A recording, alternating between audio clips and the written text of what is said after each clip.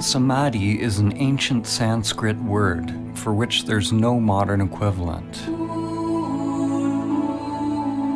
There's a fundamental challenge with making a film about Samadhi. Samadhi points to something that can't be conveyed on the level of mind.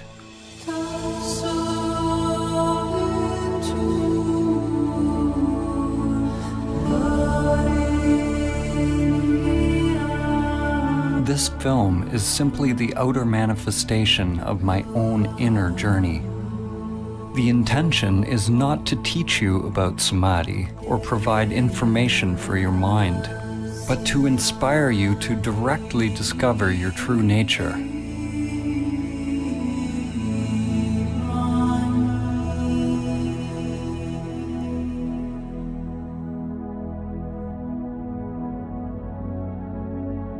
Samadhi is relevant now more than ever. We are at a time in history where we have not only forgotten Samadhi, but we've forgotten what we forgot.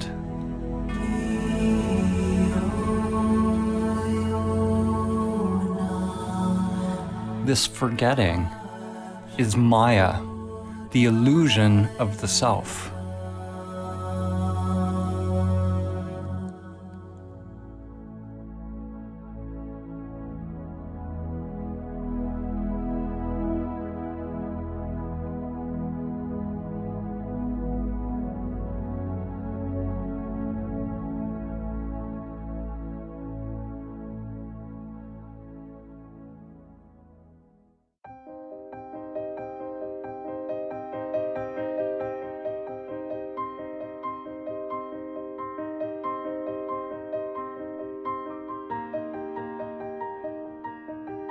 As humans, most of us live immersed in our daily lives, with little thought of who we are, why we are here, or where we're going. Most of us have never realized the true self, the soul, or what the Buddha called anatta, that which is beyond name and form, beyond thinking. As a result, we believe we are these limited bodies. We live in fear, either conscious or unconscious, that the limited self-structure that we are identified with will die.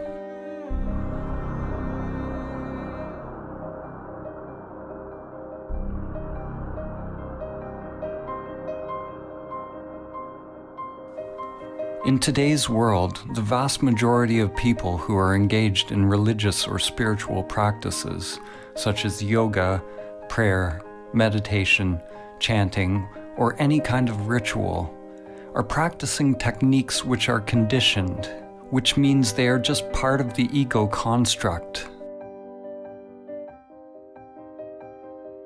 The seeking and the activity isn't the problem. Thinking you have found the answer in some external form is the problem. Spirituality, in its most common form, is no different than the pathological thinking that is going on everywhere. It is a further agitation of the mind, more human doing as opposed to human being. The ego construct wants more money, more power, more love, more of everything. Those on the so-called spiritual path desire to be more spiritual, more awake, more equanimous, more peaceful, more enlightened.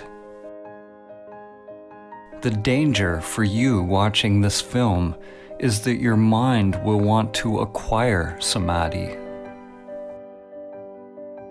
Even more dangerous is that your mind might think it has acquired Samadhi.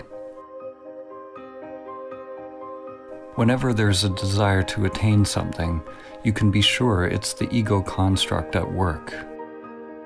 Samadhi is not about attaining or adding something more to yourself.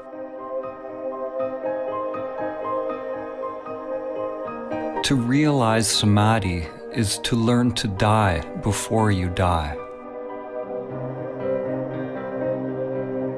Life and death are like yin and yang, an inseparable continuum, endlessly unfolding with no beginning and no end. When we push away death, we also push away life. When you experience the truth directly of who you are, there's no longer any fear of life or death. We're told who we are by our society and our culture. And at the same time, we're slaves to the deeper unconscious biological craving and aversion that governs our choices.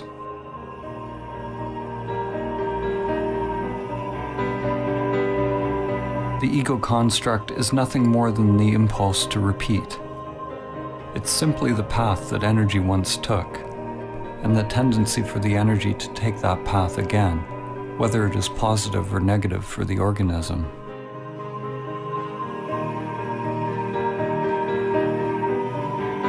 There are endless levels of memory or mind, spirals within spirals. When your consciousness identifies with this mind or ego construct, it ties you to social conditioning, which you could call the matrix. There are aspects of the ego that we can be conscious of, but it's the unconscious, the archaic wiring, the primal existential fears that are actually driving the whole machine.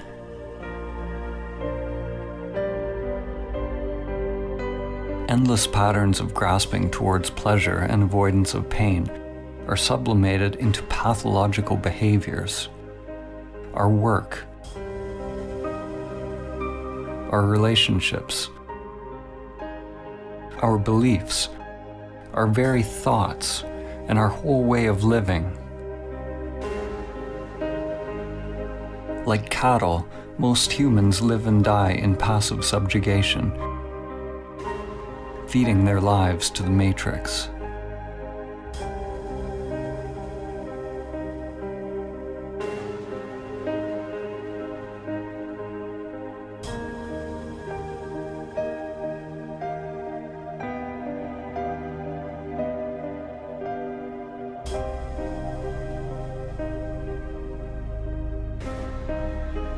We live lives locked into narrow patterns, lives often filled with great suffering, and it never occurs to us that we can actually become free.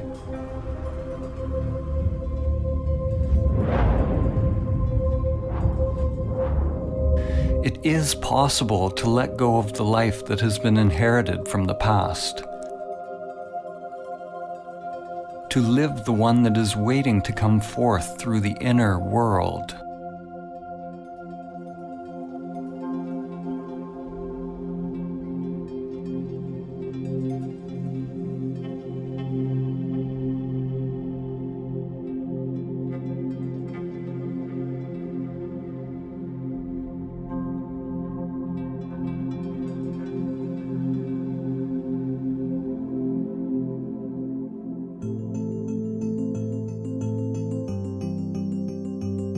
We were all born into this world with biological conditioned structures, but without self-awareness. Often, when you look into a young child's eyes, there's no trace of self, only luminous emptiness. The person one grows into is a mask worn over consciousness.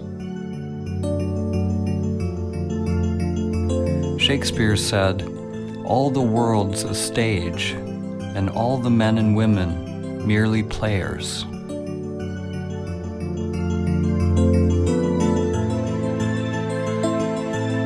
In an awakened individual, consciousness shines through the personality, through the mask. When you are awake, you don't become identified with your character. You don't believe that you are the masks that you are wearing. But nor do you give up playing a role.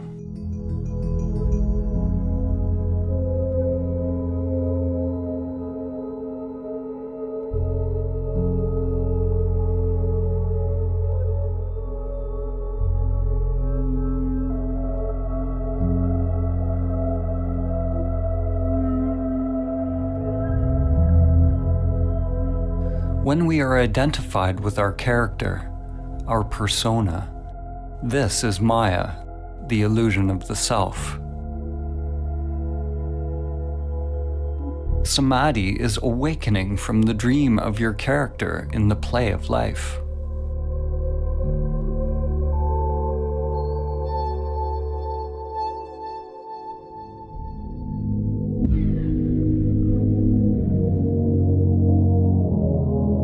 "2,400 years after Plato wrote the Republic, humanity is still making its way out of Plato's cave. In fact, we may be more transfixed by illusions than ever.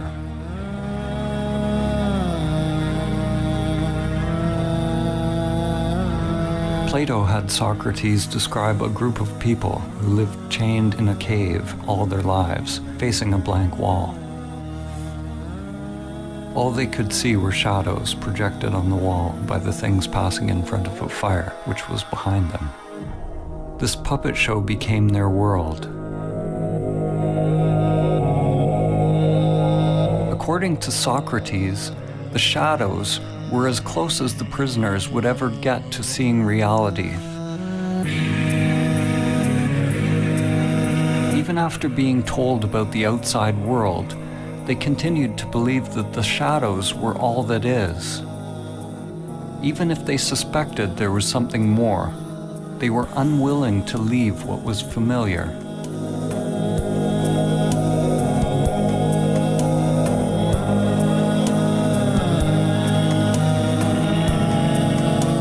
Humanity today is like the people who have only seen the shadows on the cave wall. The shadows are analogous to our thoughts.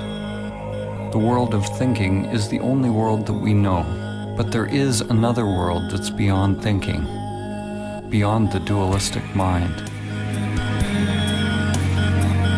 Are you willing to leave the cave? To leave all that you have known, to find out the truth of who you are?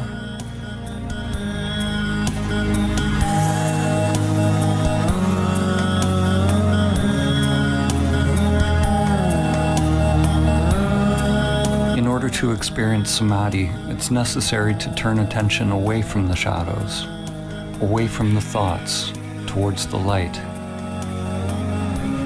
When a person is only used to darkness, then they must gradually become accustomed to the light.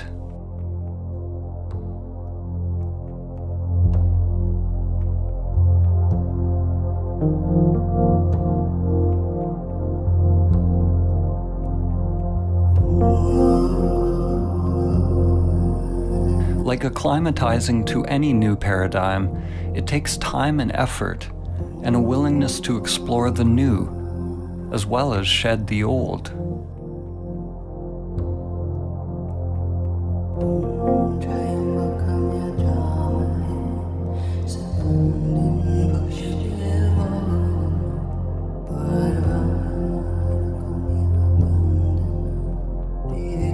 The mind can be likened to a trap for consciousness, a labyrinth or a prison.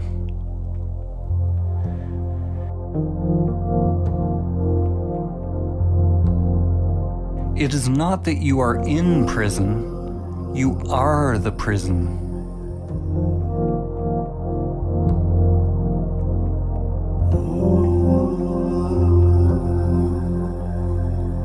The prison is an illusion.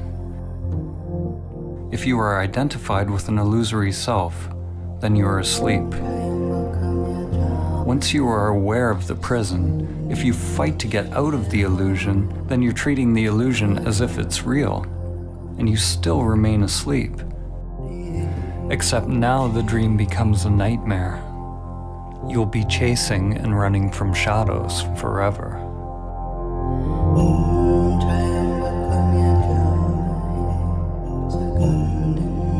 Samadhi is awakening from the dream of the separate self, or the egoic construct. Samadhi is awakening from identification with the prison that I call me.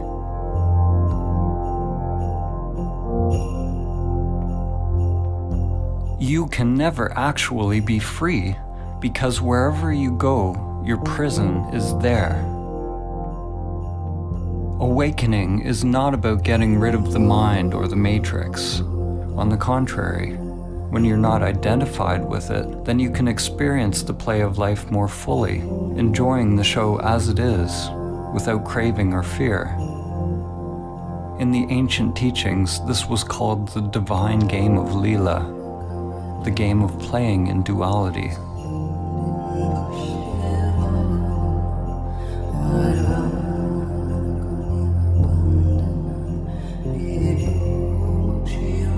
Human consciousness is a continuum. On one extreme, humans are identified with the material self. On the other extreme is Samadhi, the cessation of self. Every step we take on the continuum towards Samadhi brings less suffering. Less suffering does not mean life is free from pain. Samadhi is beyond the duality of pain and pleasure. What it means is that there is less mind, less self creating resistance to whatever unfolds. And that resistance is what creates suffering.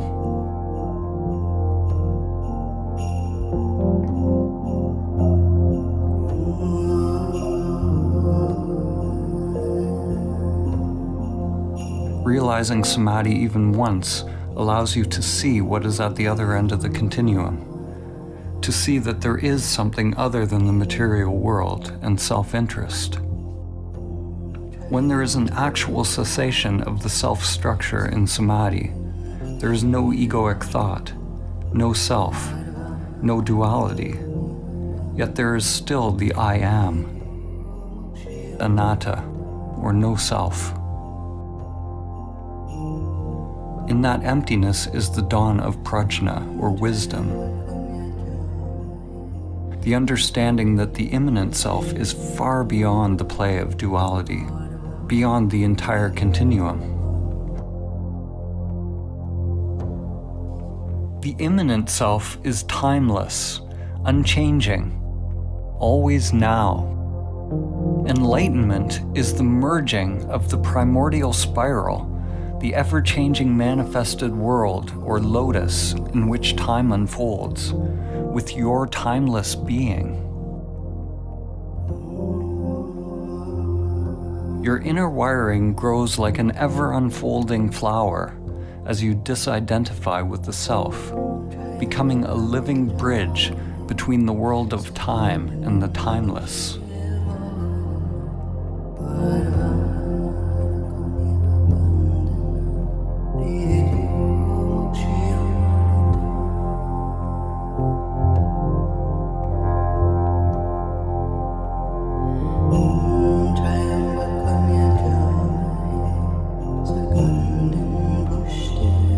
Merely realizing the immanent self is only the beginning of one's path. Most people will have to experience and lose Samadhi countless times in meditation before they are able to integrate it into other facets of life. It's not unusual to have profound insights into the nature of your being during meditation or self-inquiry, only to find yourself once again falling back into old patterns, forgetting the truth of who you are.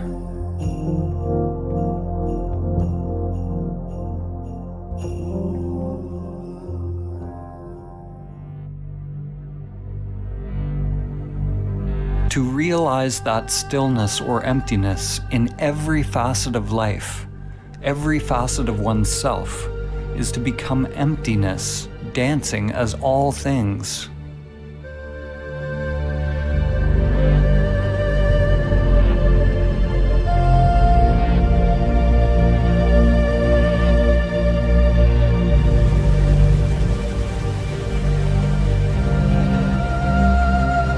Stillness is not something separate from movement. It is not opposite to movement. In Samadhi, stillness is recognized to be identical with movement. Form is identical to emptiness. This is nonsensical to the mind, because mind is the coming into being of duality.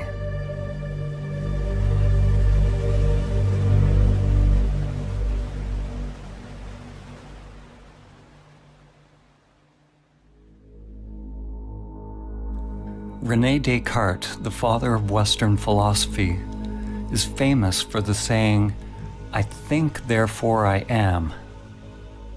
No other phrase more clearly encapsulates the fall of civilization and the full-scale identification with the shadows on the cave wall. Descartes' error, like the error of almost all humans, was the equating of fundamental being with thinking.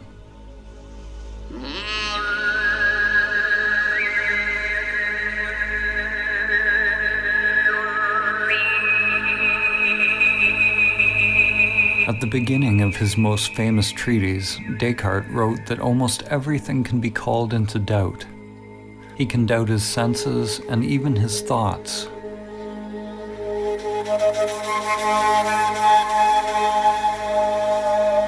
Likewise, in the Kalama Sutra, the Buddha said that in order to ascertain the truth, one must doubt all traditions, scriptures, teachings, and all the content of one's mind and senses.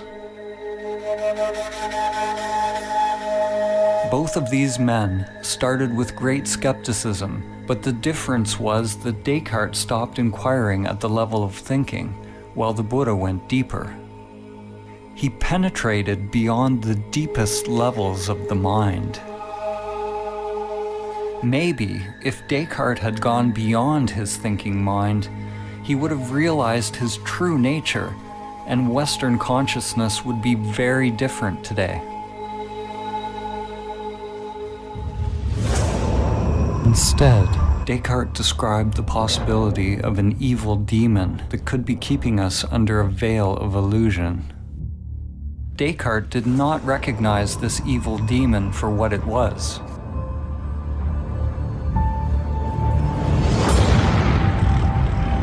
As in the movie The Matrix, we could all be hooked up to some elaborate program, feeding us an illusory dream world.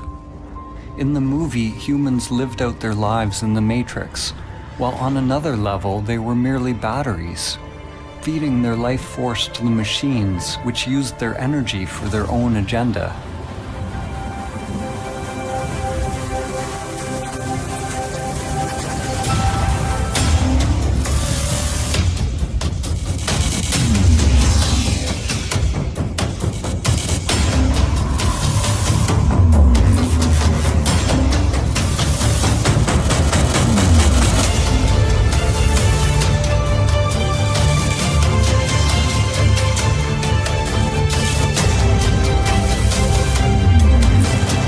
People always want to blame something outside themselves for the state of the world or for their own unhappiness, whether it's a person, a particular group or country, religion, or some kind of controlling Illuminati, like Descartes' evil demon or the sentient machines in the Matrix.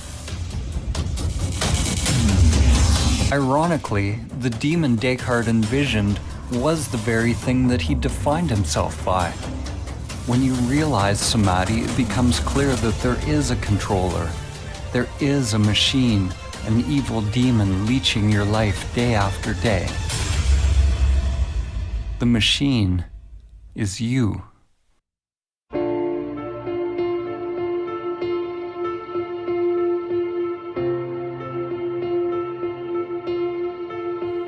Your self-structure is made up of many little conditioned subprograms, or little bosses.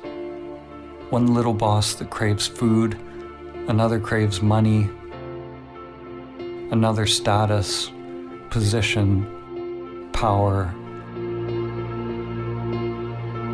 sex, intimacy. Another wants consciousness or attention from others. The desires are literally endless and can never be satisfied. We spend a lot of our time and energy decorating our prisons, succumbing to pressures to improve our masks and feeding these little bosses, making them more powerful. Like drug addicts, the more we try to satisfy the little bosses, the more we end up craving.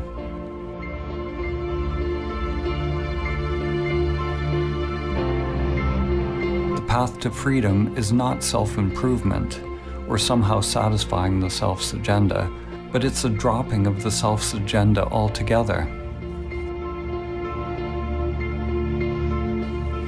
Some people fear that awakening their true nature will mean that they lose their individuality and enjoyment of life. Actually, the opposite is true. The unique individuation of the soul can only be expressed when the conditioned self is overcome.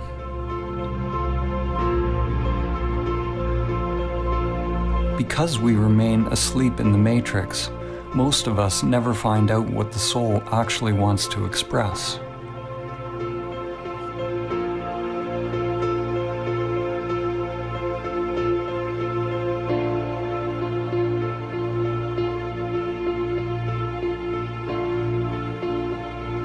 The path to Samadhi involves meditation, which is both observing the conditioned self, that which changes, and realizing your true nature, that which does not change.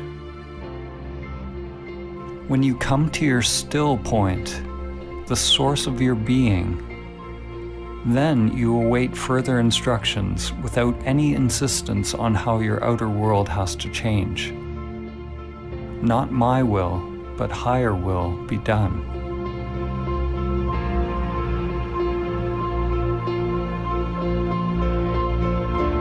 If the mind only tries to change the outer world to conform with some idea of what you think the path should be, it's like trying to change the image in a mirror by manipulating the reflection. To make the image in a mirror smile, you obviously can't manipulate the reflection. You have to realize the you that is the authentic source of the reflection. Once you realize the authentic self, it doesn't mean that anything on the outside necessarily needs to change. What changes is the conscious, intelligent inner energy, or prana, which is freed from conditioned patterns and becomes available to be directed by the soul. You can only become aware of the soul's purpose when you are able to watch the conditioned self and its endless pursuits, and let them go.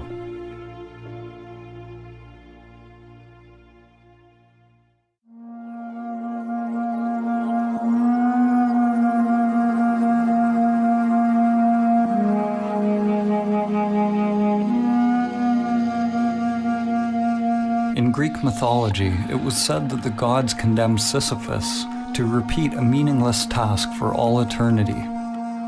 His task was to endlessly push a boulder up a mountain, only to have it roll down again.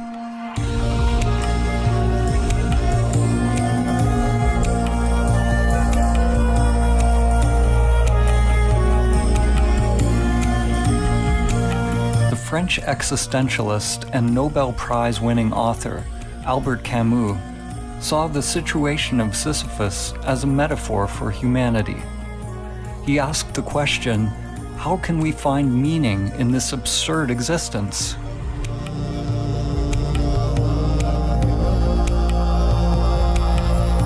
As humans, we are toiling endlessly, building for a tomorrow that never arrives. And then we die.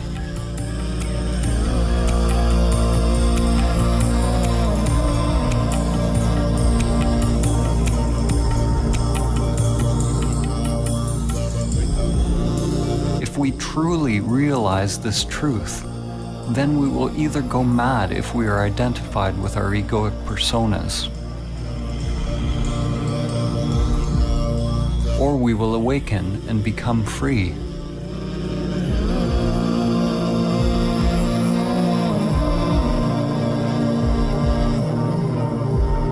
We can never succeed in the outer struggle because it's just a reflection of our inner world. The cosmic joke, the absurdity of the situation becomes clear when there's a complete and utter failure of the egoic self to awaken through its futile pursuits.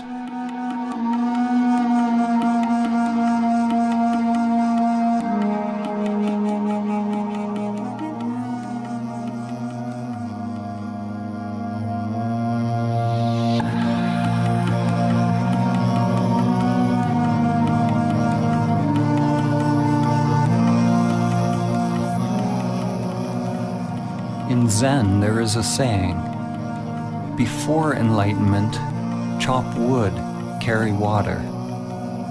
After enlightenment, chop wood, carry water.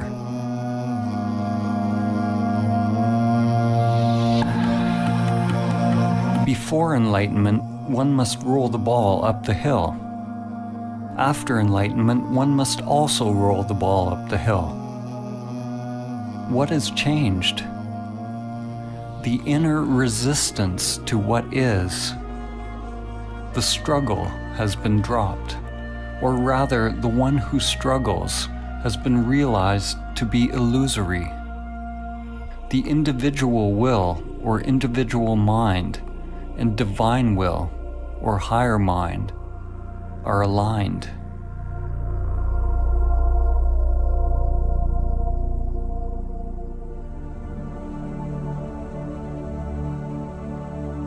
Samadhi is ultimately a dropping of all inner resistance to all changing phenomena without exception.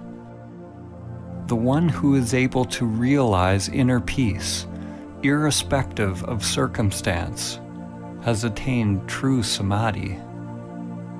You drop resistance not because you condone one thing or another, but so that your inner freedom is not contingent on the outer.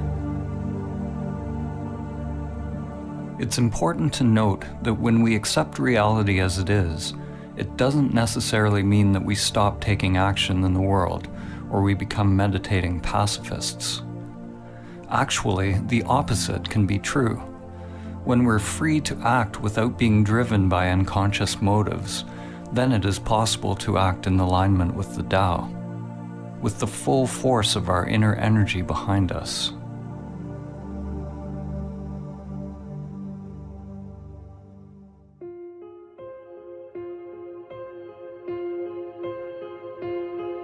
Many will argue that in order to change the world and bring about peace, we need to fight harder against our perceived enemies.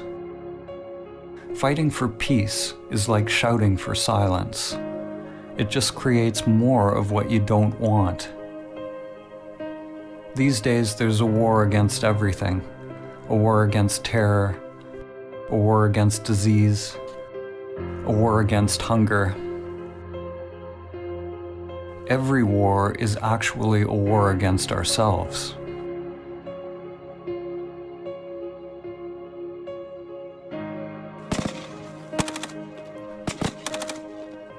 The fight is part of a collective delusion. We say that we want peace, but we continue to elect leaders who engage in war. We lie to ourselves, saying that we are for human rights, but continue to buy products made in sweatshops. We say we want clean air, but we continue to pollute. We want science to cure us of cancer, but won't change our self-destructive habitual behaviors that make us more likely to be sick. We delude ourselves that we are promoting a better life. We don't want to see our hidden parts that are condoning suffering and death.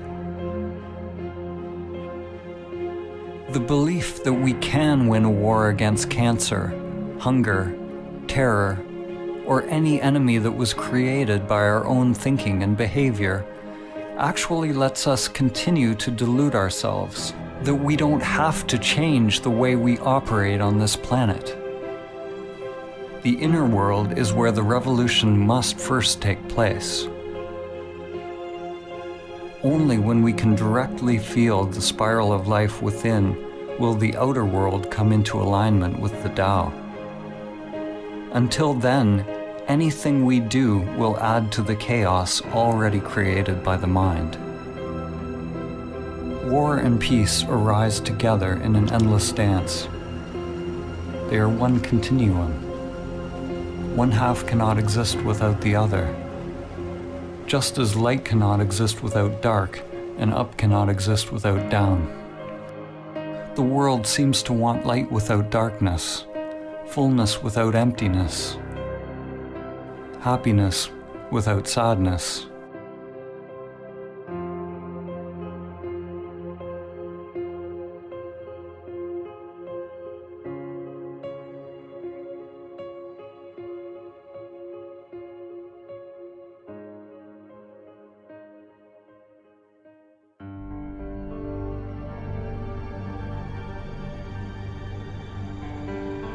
The more the mind gets involved, the more fragmented the world becomes. Every solution that comes from the egoic mind is driven by the idea that there is a problem, and the solution becomes an even greater problem than what it was trying to solve. What you resist persists.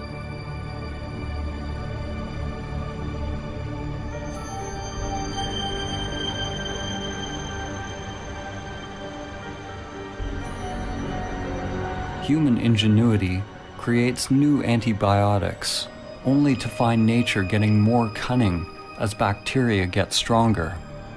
Despite our best efforts in the ongoing fight, the prevalence of cancer is actually increasing. The number of hungry people in the world steadily grows. The number of terrorist attacks worldwide continues to rise.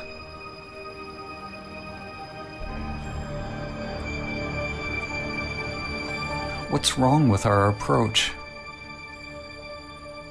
Like the sorcerer's apprentice from Goethe's poem, we have taken hold of a great power, but we do not have the wisdom to wield it.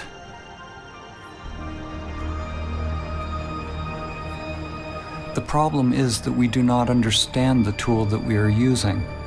We do not understand the human mind and its proper role and purpose.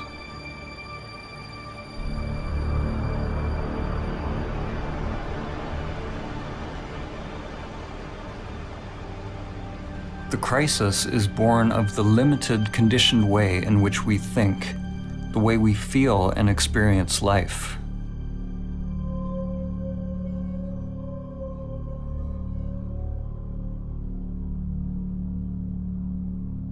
Our rationalism has robbed us of our ability to recognize and experience the wisdom of many ancient cultures. Our egoic thinking has robbed us of the ability to feel the depth and profound sacredness of life, the numinosity of life, and to realize entirely different levels of consciousness, which are now almost lost to humanity.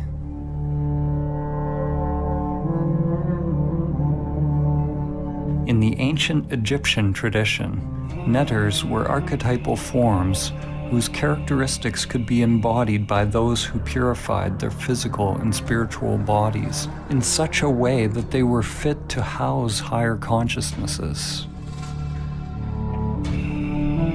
The original netter, or the divine principle of this wisdom, was known as Thoth, or Tehuti, often depicted as a scribe with the head of a bird or ibis, and represented the origin of all knowledge and wisdom. Thoth could be described as the cosmic principle of thinking, or thought. Thoth gave us language, concepts, writing, mathematics, and all the arts and manifestations of the mind. Only those who had gone through special training were allowed to access Thoth's sacred knowledge. The Book of Thoth is not a physical book, but is the wisdom of the Akashic or etheric realm. Legend tells that Thoth's knowledge was deeply hidden in a secret place within every human being, and was protected by a golden serpent.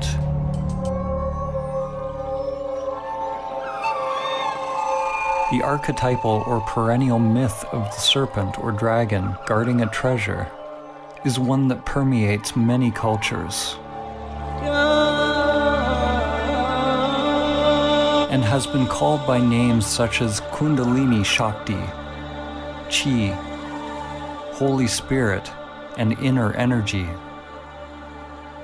The golden serpent is the egoic construct, which is bound in the inner energies, and until it's mastered and overcome, the soul will never be able to attain the true wisdom.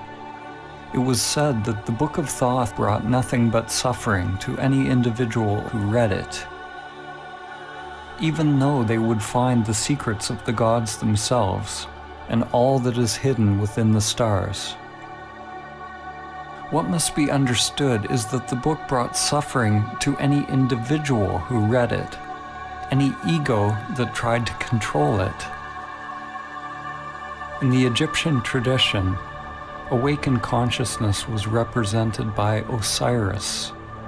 Without this awakened consciousness, any knowledge or understanding attained by the limited self would be dangerous, disconnected from higher wisdom.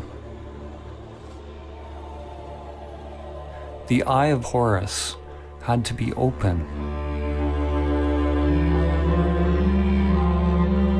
The esoteric meaning that we find here is similar to the more familiar story of the fall in the Garden of Eden. The Book of Thoth parallels the tree of knowledge of good and evil, whose fruit Adam and Eve were tempted to eat.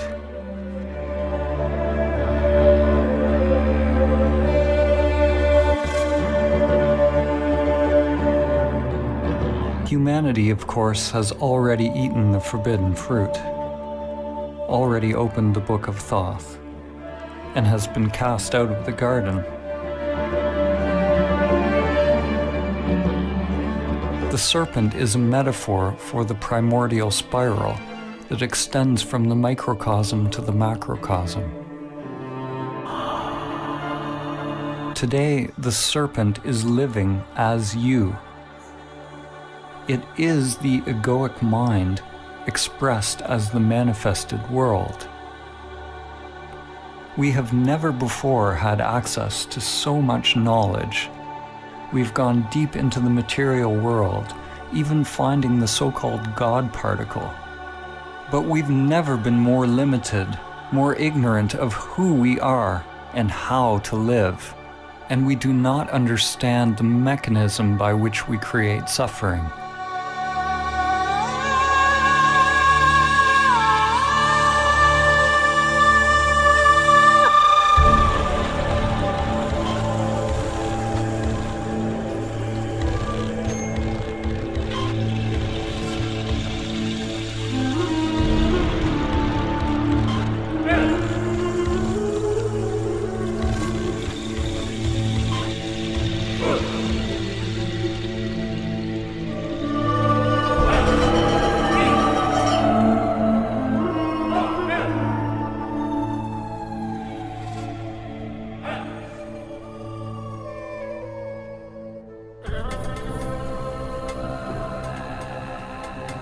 Our thinking has created the world as it is now. Whenever we label something as good or bad, or create a preference in our mind, it's due to the coming into being of egoic structures or self-interests. The solution is not to fight for peace or conquer nature, but to simply recognize the truth that the very existence of the ego structure creates duality, a split between self and other, mine and yours, man and nature, inner and outer. The ego is violence. It requires a barrier, a boundary from the other in order to be. Without the ego, there's no war against anything. There's no hubris. There's no overreaching nature to create profit. These external crises in our world reflect a serious inner crisis. We don't know who we are. We are completely identified with our egoic identities, consumed by fears, and are cut off from our true nature. Races, religions, countries, political affiliations, and any group that we belong to all reinforce our egoic identities. Almost every group that exists on the planet today wants to claim its perspective as true and correct, as we do on an individual level. By claiming the truth as its own, the group perpetuates its own existence, in the same way that an ego or self-structure defines itself against other. Now, more than ever, different realities and polarized belief systems are coexisting on Earth. It is possible for different people to experience completely different thoughts and emotional reactions to the very same external phenomena. In the same way, samsara and nirvana, or heaven and hell, are two different dimensions occupying the very same world. An event that may appear apocalyptic to one person could be seen as a blessing to another. So what is becoming obvious is that your external circumstances don't have to affect your inner world in any particular way. To realize Samadhi is to become a self-propelled wheel, to become autonomous, a universe unto oneself. Your experience of life is not contingent on changing phenomena. An analogy can be made with Metatron's cube. Metatron is mentioned in various ancient Christian, Islamic, and Jewish texts, and is archetypally related to the Egyptian Neter Thoth, as well as Hermes Trismegistus of Greece. Metatron is intimately connected with the Tetragrammaton. The Tetragrammaton is the fundamental geometric pattern, the template or primordial emanation of physical reality, which has been called the Word of God or the Logos. Here we see a two-dimensional representation of the figure. But if you look a certain way, you see a 3D cube. When you see the cube, nothing has changed in the figure, but your mind has added a new dimension to your seeing. Dimensionality, or one's perspective, is simply a matter of becoming habituated to a new way of perceiving the world. Upon realizing Samadhi, we become free of perspective, or free to create new perspectives, because there's no self invested in or attached to a particular viewpoint.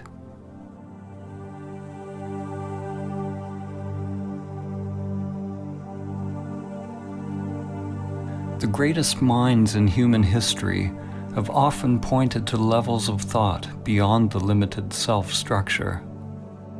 Einstein said, "The true measure of a human being is determined primarily by the measure and sense in which he has attained liberation from the self."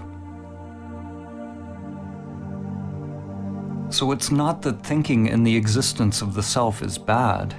Thinking is a wonderful tool when the mind is in service to the heart.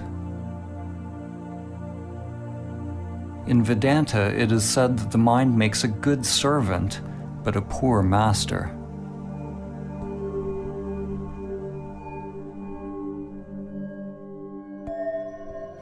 The ego perpetually filters reality through language and labels, and is constantly judging, preferring one thing over another.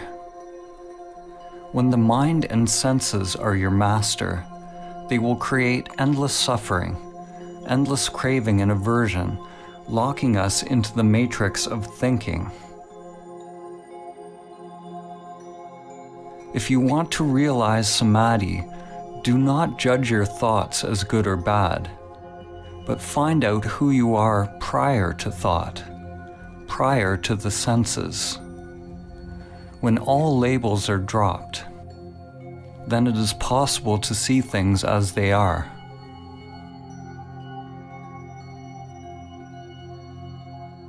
The moment a child is told what a bird is, if they believe what they're told, then they never see a bird again. They only see their thoughts.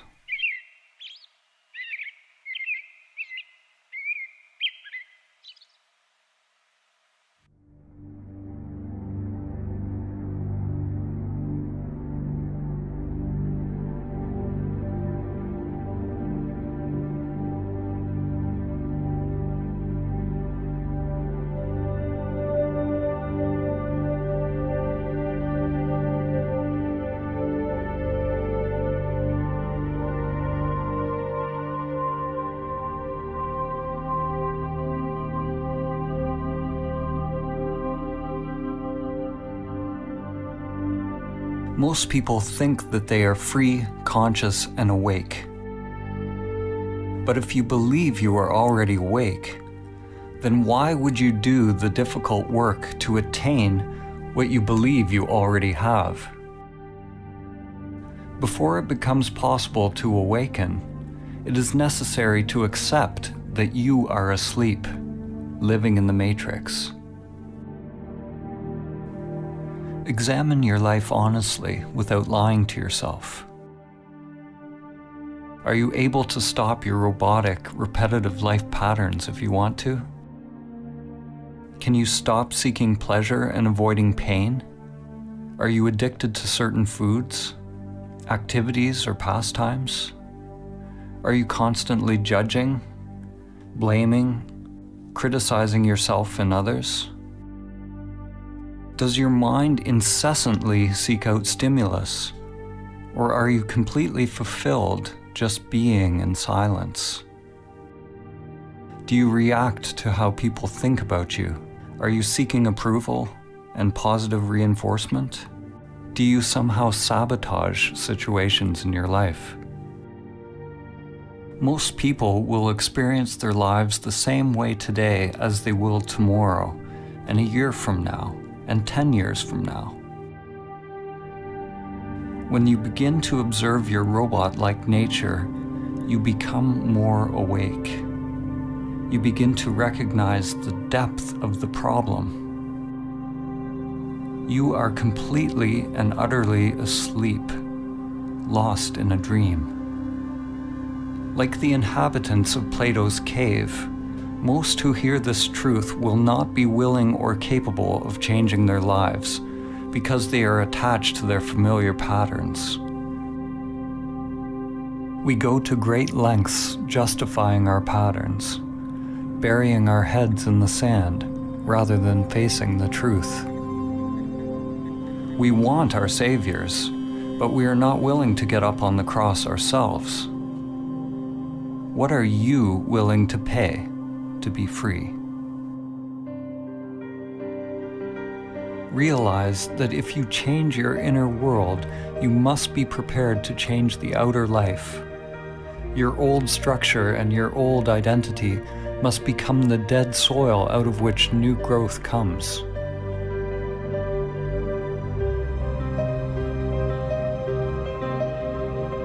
The first step to awakening is to realize that we are identified with the matrix of the human mind, or the mask. Something within us must hear this truth and be roused from its slumber. There's a part of you, something timeless, that has always known the truth.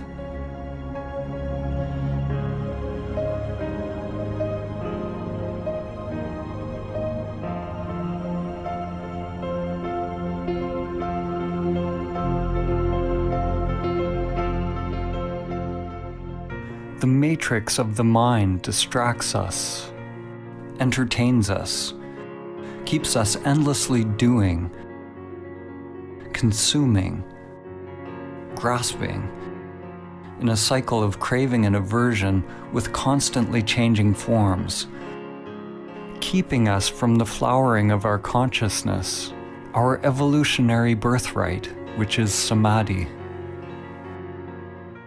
Pathological thinking is what passes for normal life.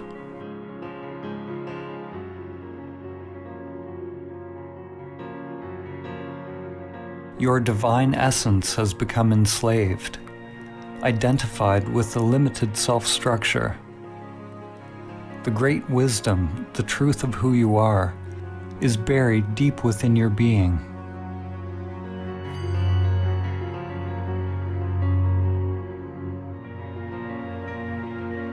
J. Krishnamurti said, "It is no measure of one's health to be well adjusted to a profoundly sick society."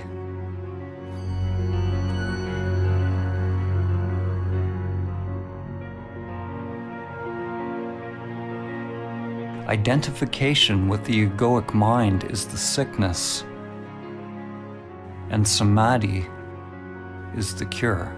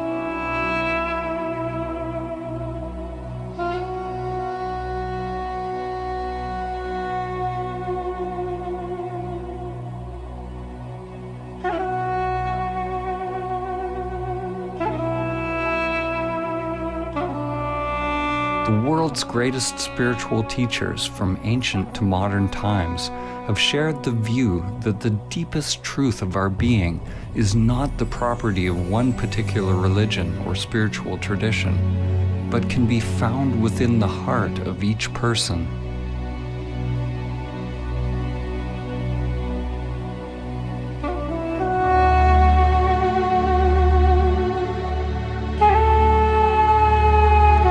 Poet Rumi said, "Where is that moon that never rises or sets?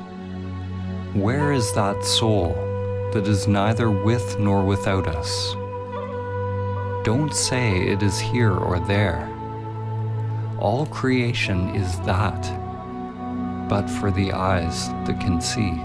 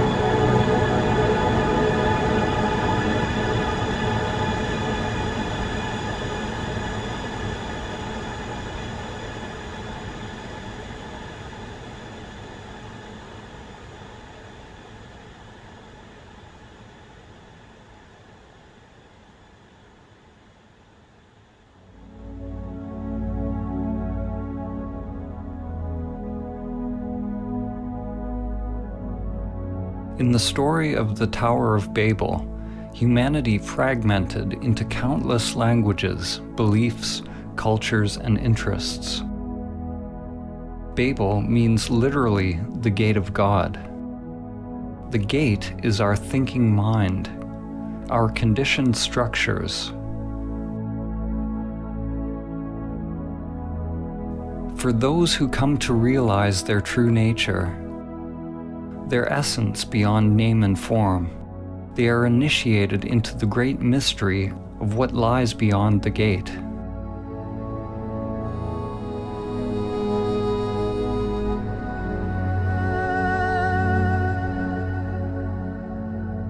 An ancient parable, the elephant parable, has been used to describe how various traditions are actually all pointing to one great truth. A group of blind people are each touching a different part of an elephant, getting a certain impression of what an elephant is. The person standing at the elephant's leg describes the elephant as being like a tree. The person at the tail says the elephant is like a rope. The elephant is like a spear, says the one standing at the tusk. If one touches the ear, it seems the elephant is like a fan. The person touching the side is adamant that the elephant is like a wall. The problem is, we touch our piece of the elephant, and we believe our experience is the only truth. We don't acknowledge or appreciate that each person's experience is a different facet of the same animal.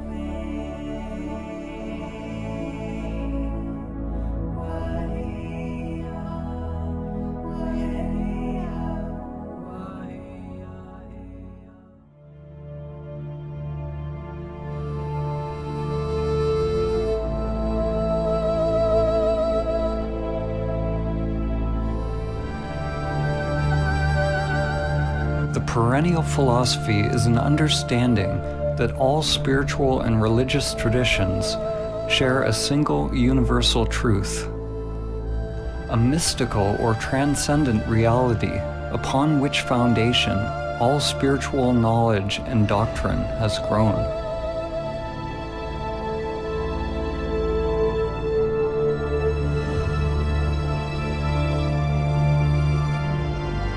Swami Vivekananda summed up the perennial teaching when he said, "The end of all religions is the realizing of God in the soul. That is the one universal religion." In this film, when we use the word God, it is simply a metaphor for the transcendent, pointing to the great mystery beyond the limited egoic mind. To realize one's true self or immanent self is to realize one's divine nature. Every soul has the potential to manifest a new higher level of consciousness, to awaken from its slumber and its identification with form.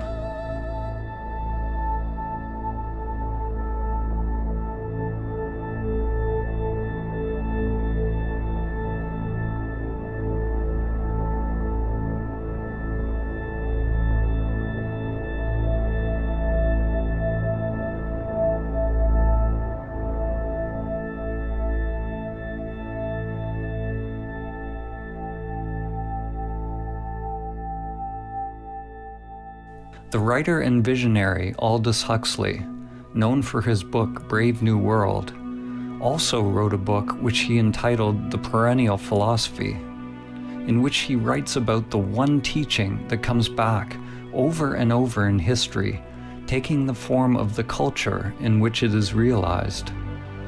He writes, "The perennial philosophy is expressed most succinctly in the Sanskrit formula, Tat Tvam Asi, that thou art. The Atman, or immanent eternal self, is one with Brahman, the absolute principle of all existence. And the last end of every human being is to discover the fact for himself, to find out who he or she really is."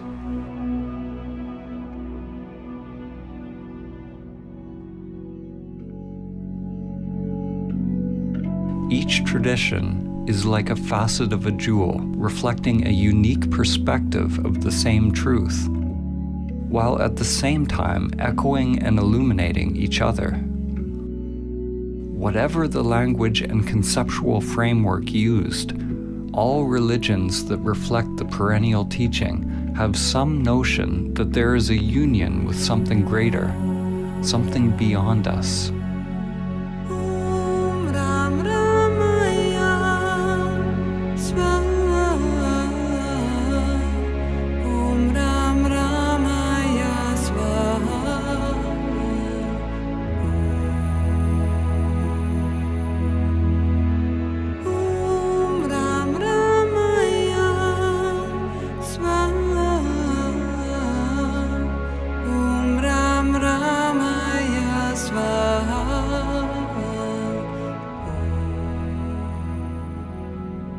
It is possible to learn from and integrate the teachings from one or many sources without identifying a sense of self with them. It is said that all true spiritual teachings are simply fingers pointing to the transcendent truth.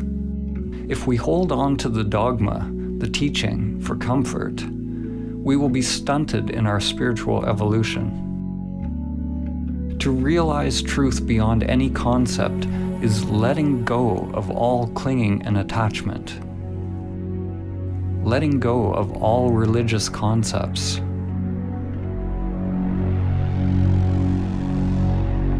From the ego's perspective, the finger pointing you to Samadhi is pointing straight toward the abyss. St. John of the Cross said, "If one wishes to be sure of the road they tread, one must close their eyes and walk in the dark."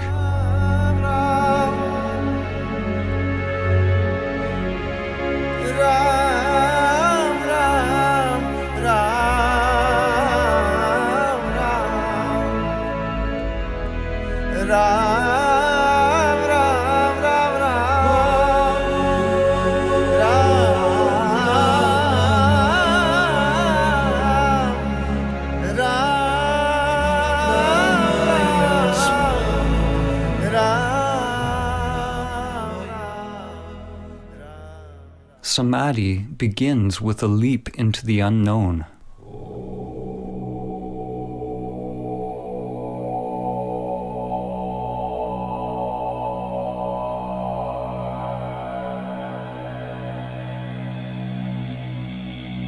In the ancient traditions, in order to realize Samadhi, it was said that one must ultimately turn consciousness away from all known objects, from all external phenomena, conditioned thoughts and sensations, toward consciousness itself, toward the inner source, the heart or essence of one's being. In this film, when we use the word Samadhi, we are pointing to the transcendent, to the highest Samadhi, which has been named Nirvikalpa Samadhi.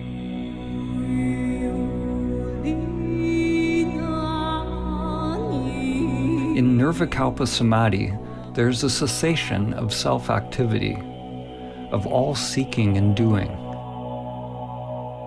We can only speak about what falls away as we approach it, and what reappears when we return from it. There is neither perception nor non-perception, neither thing nor no thing, neither consciousness nor unconsciousness. It is absolute, unfathomable, and inscrutable to the mind.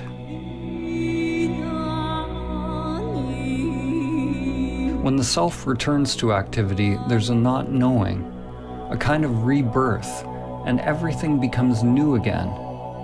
We are left with the perfume of the divine, which lingers longer as one evolves on the path.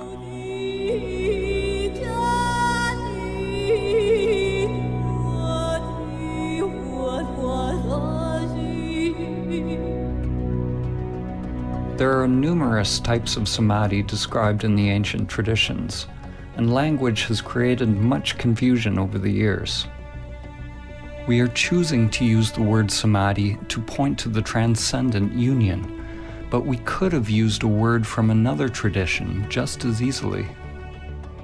Samadhi is an ancient Sanskrit term common to the Vedic, Yogic, and Samkhya traditions of India, and has permeated many other spiritual traditions.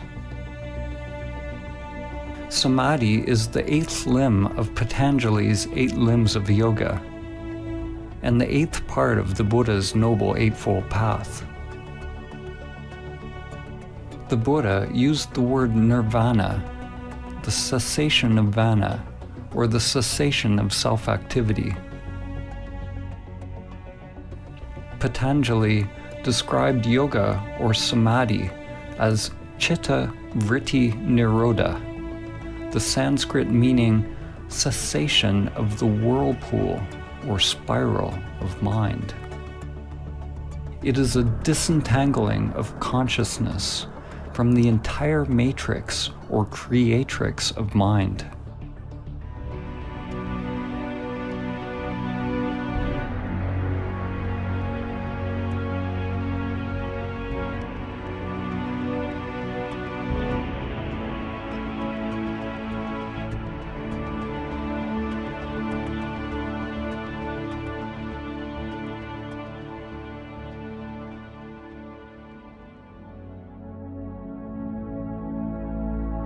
Samadhi does not signify any concept, because to realize it requires a dropping of the conceptual mind. Different religions have used various words to describe the divine union. In fact, the word religion itself means something similar. In Latin, religare means to rebind or reconnect. It's a similar meaning to the word yoga, which means to yoke, to unite the worldly with the transcendent. In Islam, it is reflected in the ancient Arabic meaning of the word Islam itself, which means submission or supplication to God. It signifies a total humbling or surrender of the self-structure. Christian mystics, such as Saint Francis of Assisi, Saint Teresa of Avila, and Saint John of the Cross, describe a divine union with God, the kingdom of God within. In the Gospel of Thomas, Christ said, "The kingdom is not here or there. Rather, the kingdom of the Father is spread out upon the earth, and men do not see it." The works of the Greek philosophers Plato, Plotinus, Parmenides, and Heraclitus, when seen through the lens of the perennial teaching, point towards the same wisdom. Plotinus teaches that the greatest human endeavor is to guide the human soul towards the supreme state of perfection and union with the One.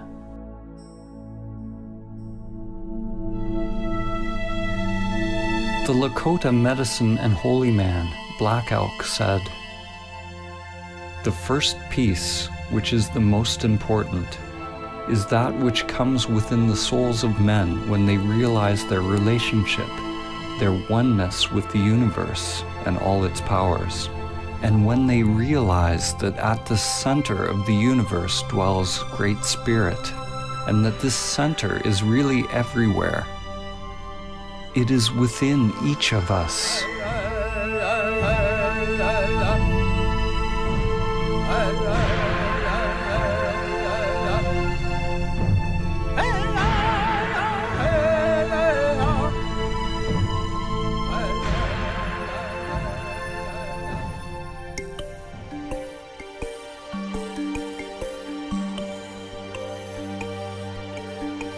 On the path to awakening, unless we are in Samadhi, there are always two polarities, two doorways one can enter.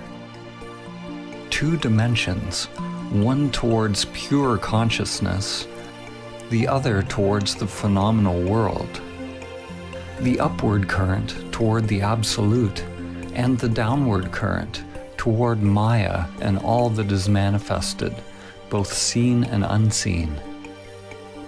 The relationship between relative and absolute could be summed up in the following quote by Sri Nisargadatta Maharaj. Wisdom is knowing I am nothing. Love is knowing I am everything. And between the two, my life moves. What is born of this union is a new divine consciousness. Something is born out of the marriage or union of these polarities, or the collapse of dualistic identification. Yet what is born is not a thing, and it was never born. Consciousness flowers, creating something new, creating what you could call a perennial trinity. God the Father, the transcendent, unknowable and changeless, is united with the divine feminine, which is everything that changes. This union brings about an alchemical transformation, a kind of death and rebirth. In the Vedic teachings, the divine union is represented by two fundamental forces, Shiva and Shakti. The names and faces of the various gods change throughout history, but their fundamental attributes remain. What is born out of this union is a new divine consciousness, a new way of being in the world. Two polarities inseparably one, a universal energy that is without center, free of limitation. It is pure love. There is nothing to be gained or lost, because it is utterly empty, but absolutely full.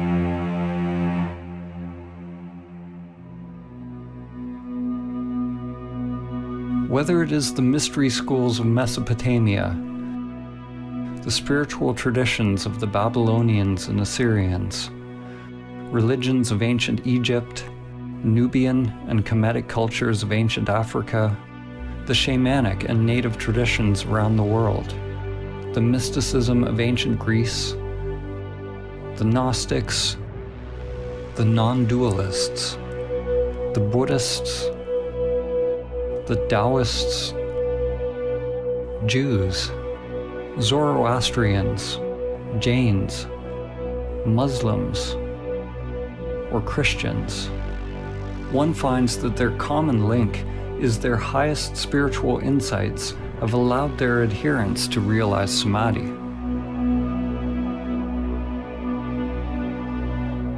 The actual word Samadhi means something like to realize the sameness or oneness in all things. It means union. It is uniting all aspects of yourself. But do not mistake intellectual understanding for the actual realization of Samadhi. It is your stillness, your emptiness, that unites all levels of the spiral of life.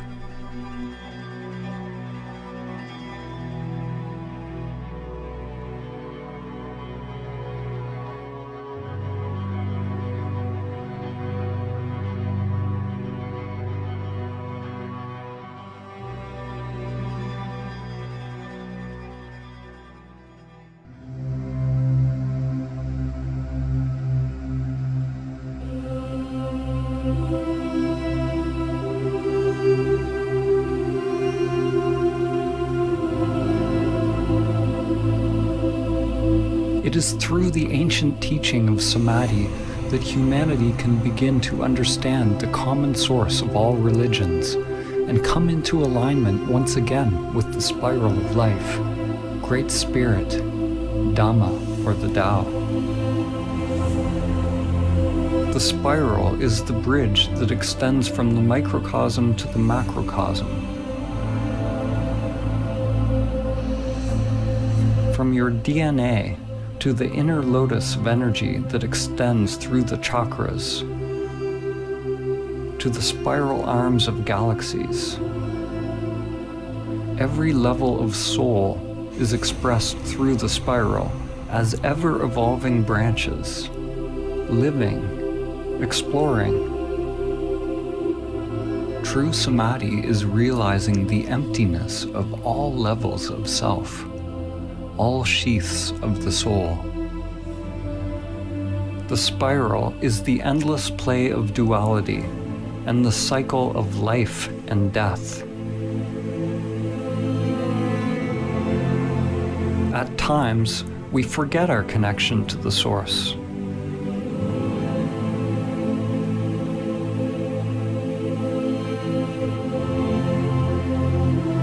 The lens we look through is very small, and we identify with being a limited creature creeping upon the earth, only to once again complete the journey back to the Source, to the center that is everywhere.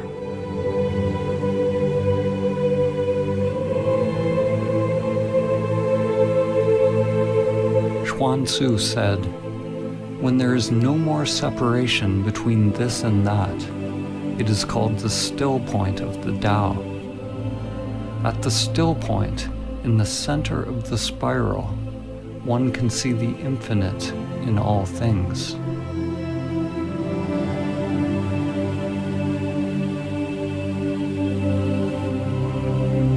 The ancient mantra Om Mani Padme Hum has a poetic meaning. One awakens or realizes the jewel within the lotus. Your true nature awakens within the soul, within the world, as the world.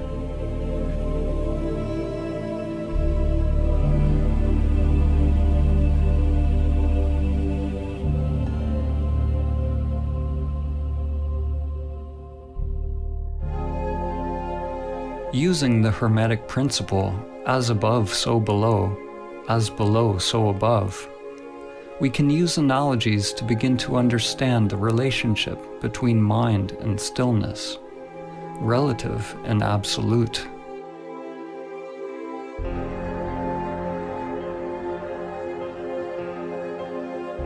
A way to begin to grasp the non-conceptual nature of Samadhi is to use the analogy of the black hole.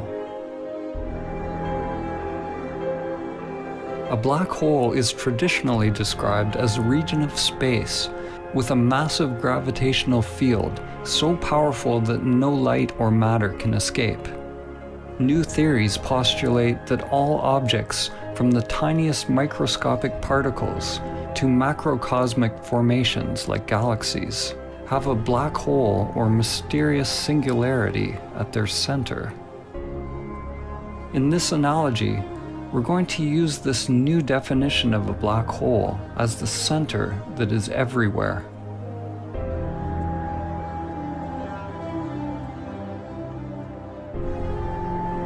In Zen, there are many poems and koans that bring us face to face with the gateless gate. One must pass the gateless gate to realize Samadhi. An event horizon is a boundary in space-time beyond which events cannot affect an outside observer, which means that whatever is happening beyond the event horizon is unknowable to you. You could say that the event horizon of a black hole is analogous to the gateless gate. It is the threshold between the self and no self. There is no me that passes the event horizon. In the center of a black hole is the one-dimensional singularity containing the mass of billions of suns in an unimaginably small space, effectively an infinite mass, literally a universe in something infinitesimally smaller than a grain of sand.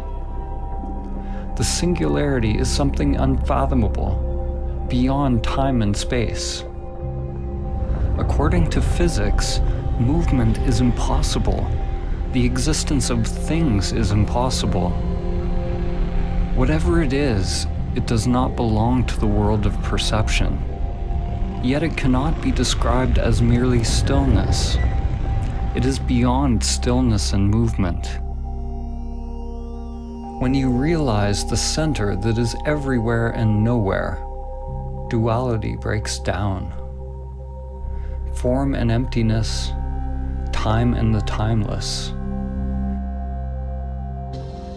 One could call it a dynamic stillness or a pregnant emptiness within the center of absolute darkness.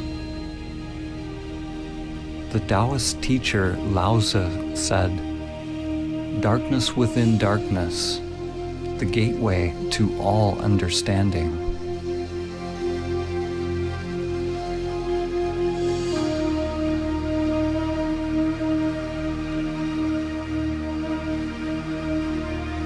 The writer and comparative mythologist Joseph Campbell describes a recurring symbol, part of the perennial philosophy which he calls the axis mundi, the central point or the highest mountain, the pole around which all revolves, the point where stillness and movement are together.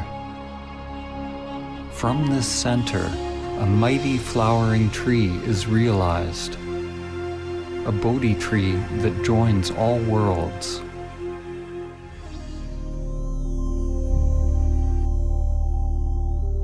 Just as a sun gets sucked into a black hole, when you approach the great reality, your life starts to revolve around it, and you begin to disappear.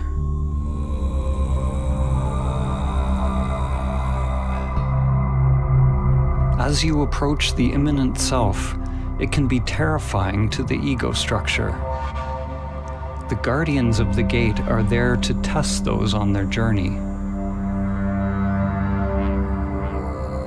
One must be willing to face one's greatest fears, and at the same time accept one's inherent power, to bring light to the unconscious terrors and the hidden beauty within.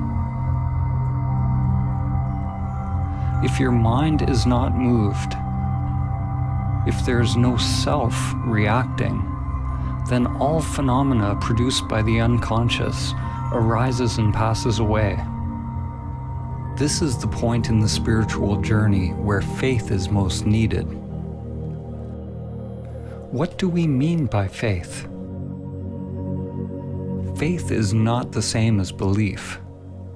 Belief is accepting something on the level of mind to bring comfort and assurance.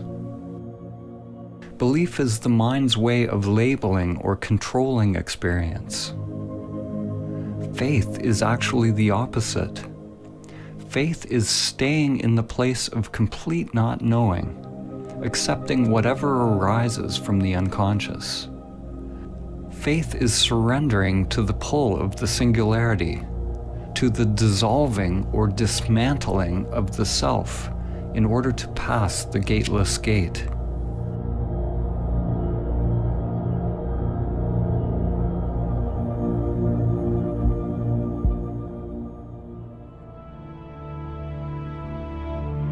The evolution and structure of a galaxy is closely tied to the scale of its black hole, just as your evolution is tied to the presence of the immanent self, the singularity that is your true nature.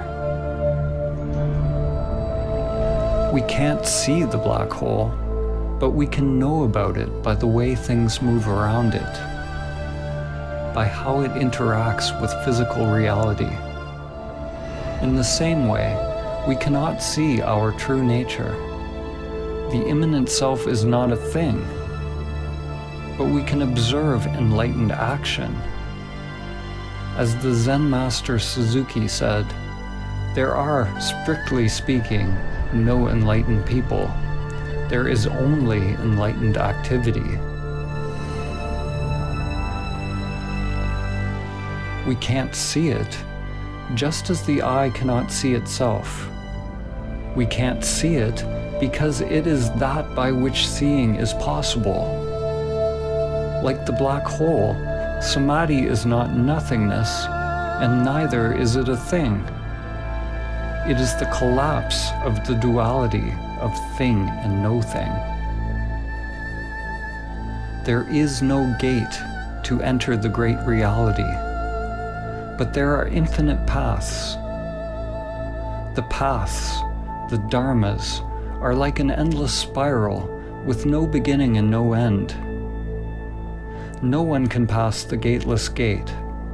No one's mind has ever figured out how, and none ever will. No one can pass the gateless gate, so be no one.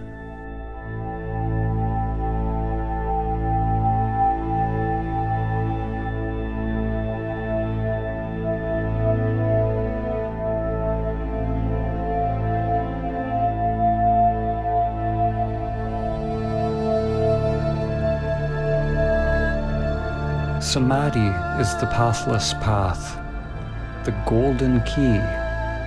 It is the end of our identification with the self-structures that separate our inner and outer worlds.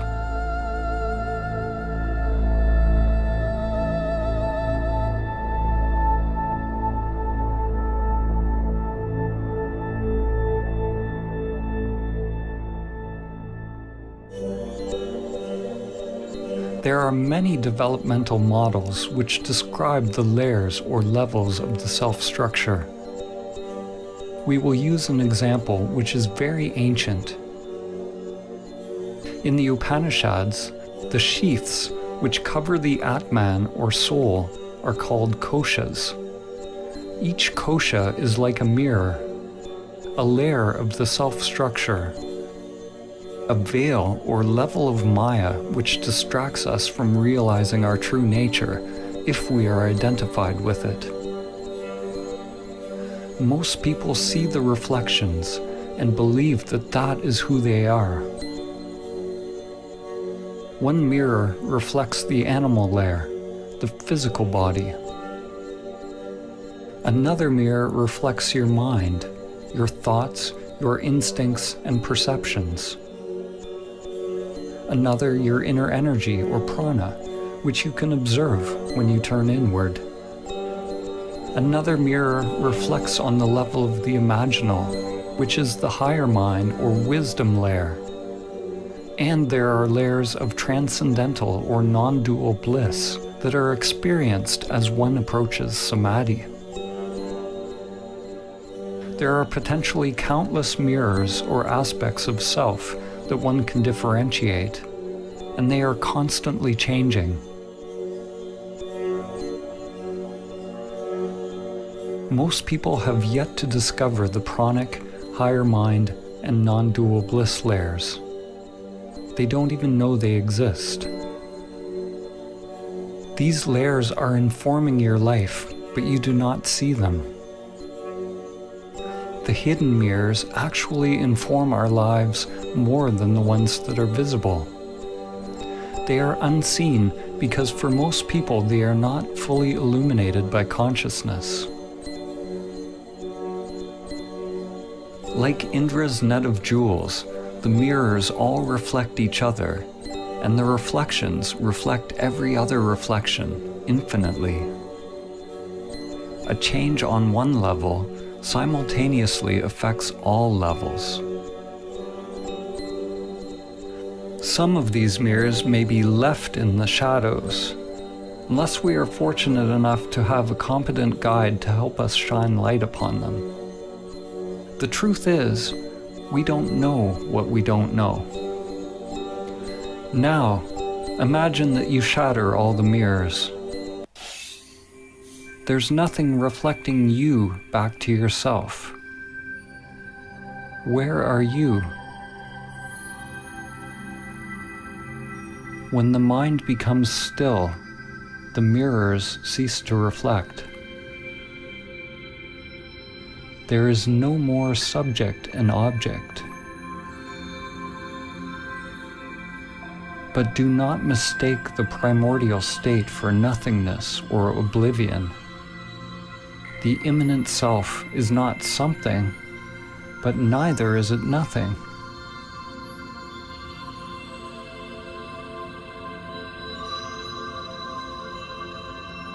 This source is not a thing. It is emptiness or stillness itself. It is an emptiness that is the source of all things. Form is realized as exactly emptiness. Emptiness is realized as exactly form.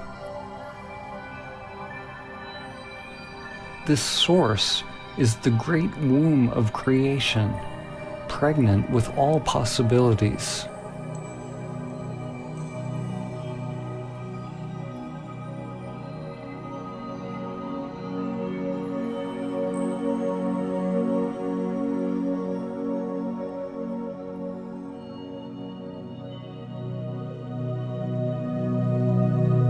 Samadhi is the awakening of impersonal consciousness. Just as when you are having a dream, upon awakening you realize that everything in the dream was just in your mind. Upon realizing Samadhi, it is realized that everything in this world is happening within levels upon levels of energy and consciousness. It is all mirrors within mirrors, dreams within dreams. The you that you think you are is both the dream and the dreamer.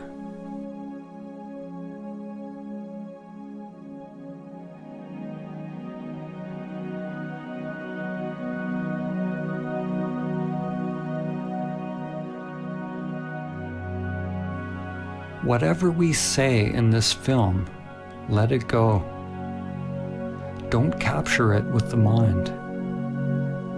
The soul is dreaming the dream of you. The dream is everything that is changing, but it is possible to realize the changeless.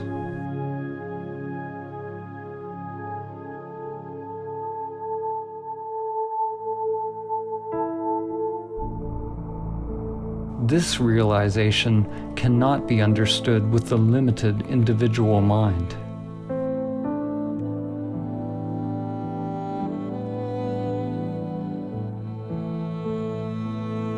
When we return from Nirvikalpa Samadhi, the mirrors begin to reflect again, and it is realized that the world you now think you are living in is actually you. Not the limited you, which is only a temporary reflection, but you are aware of your true nature as the source of all that is. This dawning of higher wisdom, the embryo, prajna, or gnosis, is what is born out of Samadhi. According to the book of Job, Chokmah, or wisdom, comes from nothingness.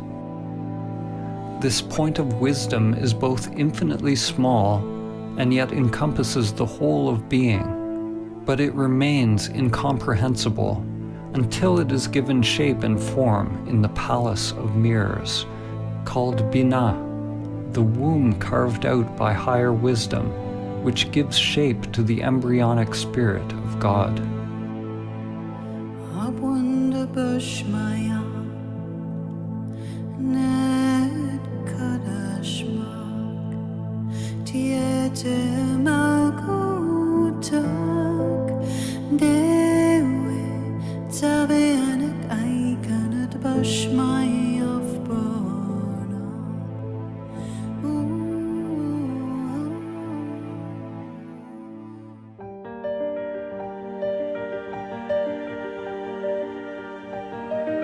The existence of the mirrors, or the mind's existence, is not a problem. On the contrary, the error or aberration of human perception is that we identify ourselves with it. This illusion that we are the limited self is Maya. The yogic teachings say that to realize Samadhi, one must observe the meditation object until it disappears.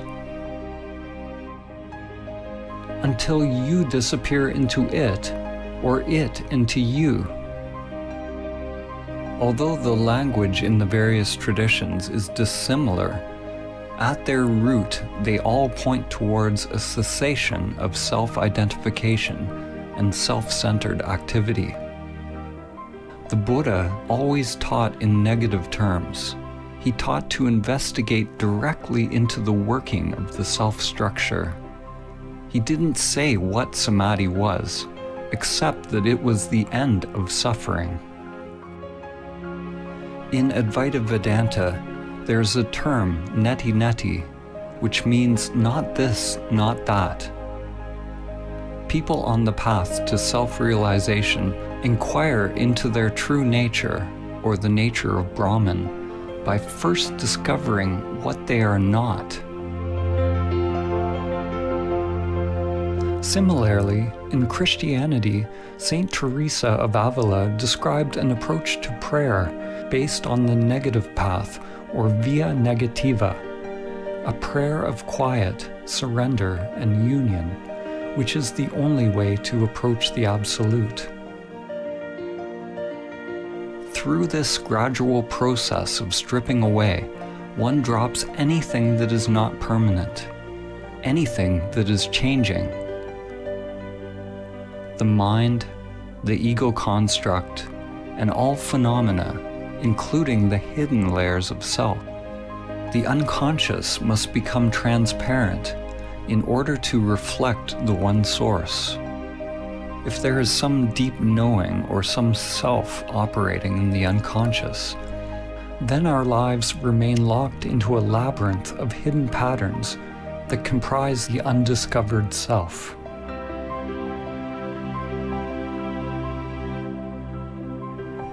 When all layers of self are revealed as empty, then one becomes free from the self, free from all concepts.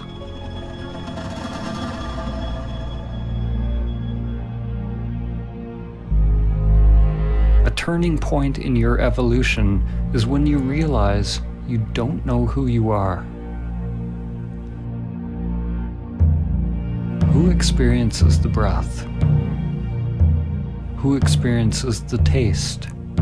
Who experiences the chant, the ritual, the dance,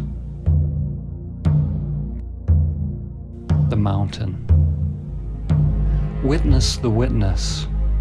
Observe the observer. At first, when you observe the observer, you will only see the false self.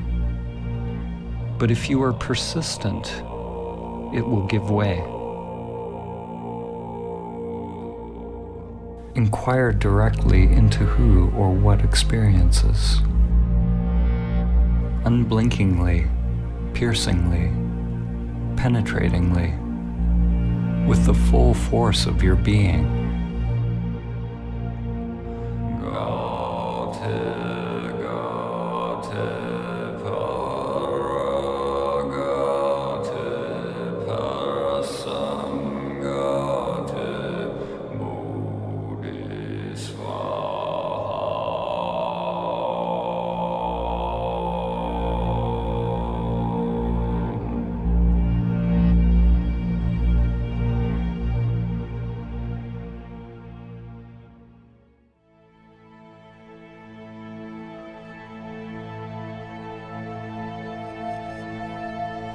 There is no self that awakens.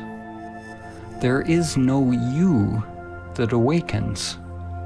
What you are awakening from is the illusion of the separate self, from the dream of a limited you. To talk about it is meaningless. There must be an actual cessation of the self to realize directly what it is. And once it is realized, there is nothing that can be said about it. As soon as you say something, you are back in the mind. I have already said too much.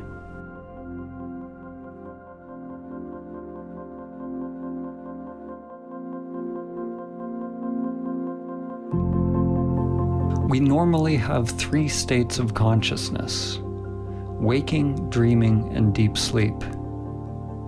Samadhi is sometimes referred to as the 4th state, the ground state of consciousness, a primordial awakeness that can become present continuously and in parallel with the other consciousness states. In Vedanta, this is called Turiya. Other terms for Turiya are Christ consciousness, Krishna consciousness, Buddha nature, or Sahaja Samadhi. In Sahaja Samadhi, the immanent self stays present along with the full use of all human functions. The stillness is unmoving at the center of the spiral of changing phenomena. Thoughts, feelings, sensations, and energy revolve around it at the circumference, but the degree of stillness, or I amness, remains during outer activity, exactly as in meditation. It is possible that the immanent self will remain present, even during deep sleep, that your awareness of I am does not come and go, even as states of consciousness change.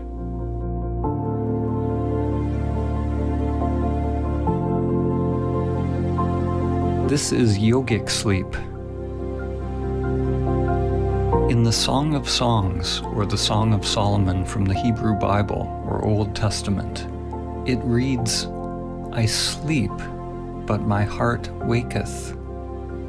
This realization of the eternal, impersonal consciousness is reflected in the words of Christ when he said, "Before Abraham was, I am."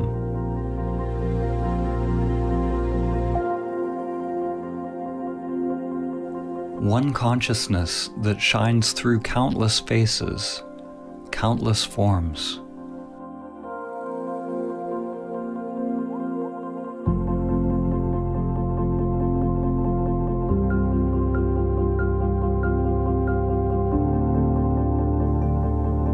At first, it's like a fragile flame born out of the polarities within you.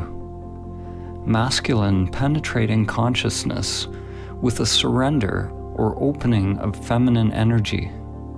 It is delicate and easily lost, and one must take great care to protect it and keep it alive until it is mature.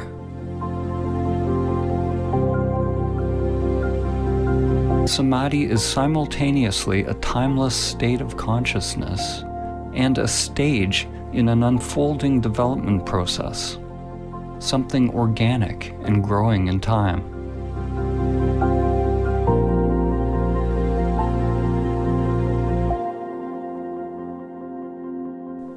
As one spends more and more time in Samadhi, in the now, in the timeless, one takes more and more direction from the heart, the soul or Atman, and less from the conditioned structure.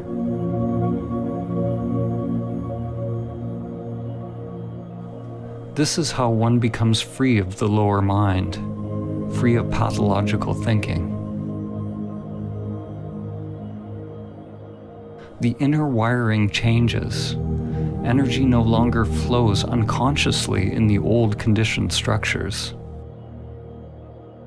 which is another way of saying one is no longer identified with the self-structure, with the outer world of form.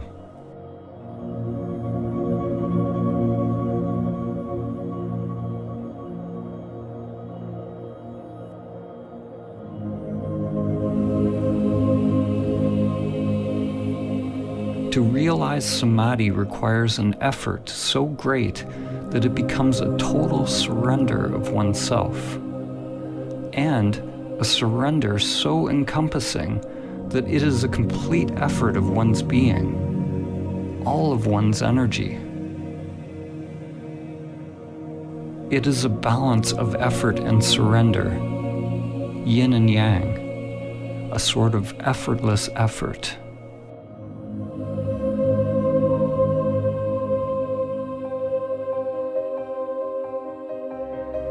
The Indian mystic and yogi Paramahamsa Ramakrishna said, "Do not seek illumination unless you seek it as one whose hair is on fire seeks a pond.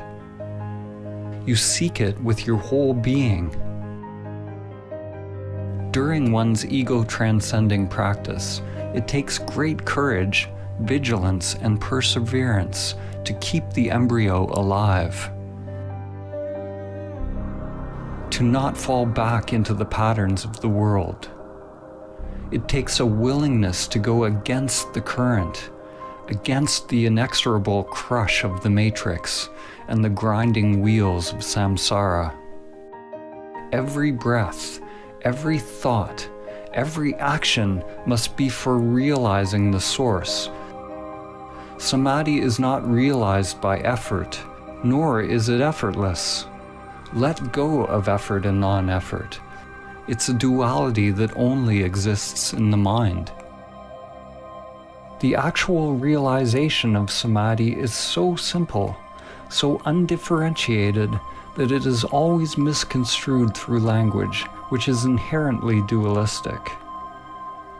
There is only one primordial consciousness that awakens as the world, but it has been obscured by many layers of mind. Like the sun hidden behind the clouds, as each layer of mind is dropped, one's essence is revealed. As each layer of mind is dropped, people call it a different samadhi. They give names to different experiences or different types of phenomena.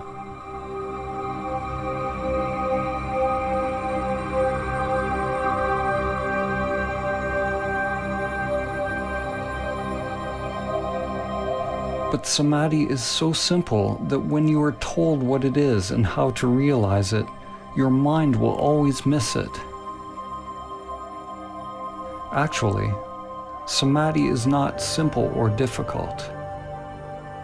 It is only the mind that makes it so. When there is no mind, there is no problem, because the mind is what needs to stop before it is realized. It is not a happening at all.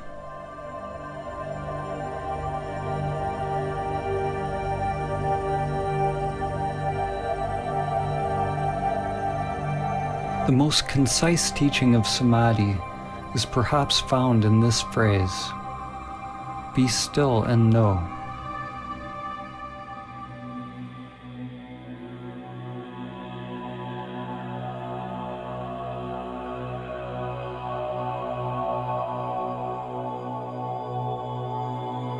How can we use words and images to convey stillness?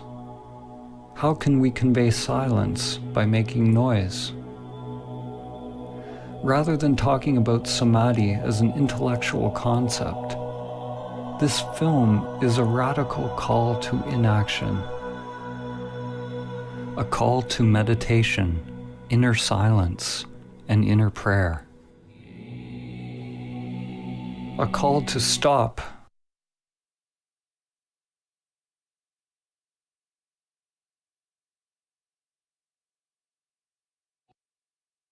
Stop everything that is driven by the pathological, egoic mind. Be still and know.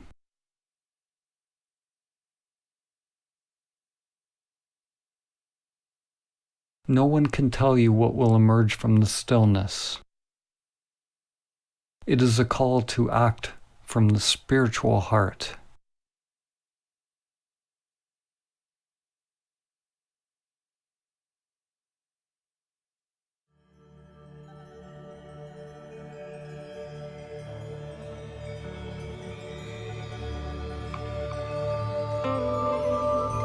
It's like remembering something ancient. The soul wakes up and remembers itself. It has been a sleeping passenger, but now the emptiness awakens and realizes itself as all things.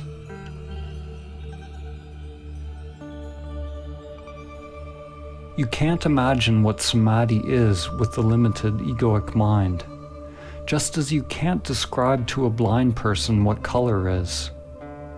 Your mind can't know, it can't manufacture it.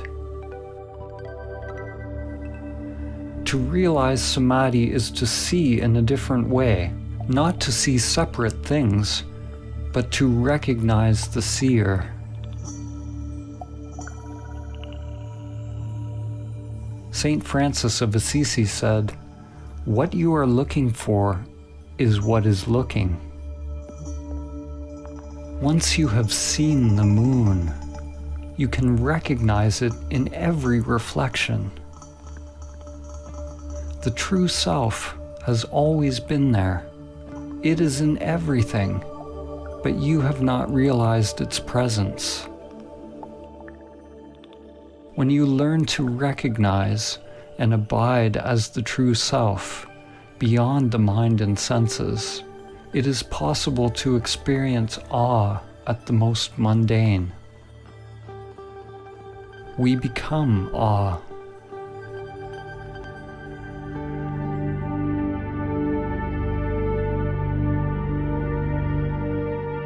Do not try to be free of desires, because wanting to be free of desires is a desire. You can't try to be still, because your very effort is movement. Realize the stillness that is always already present. Be the stillness and know. When all preferences are dropped, the source will be revealed. But do not cling even to the source. The great reality, Tao, is not one, not two. Ramana Maharshi said, "The self is only one. If it is limited, it is the ego. If unlimited, it is infinite and the great reality."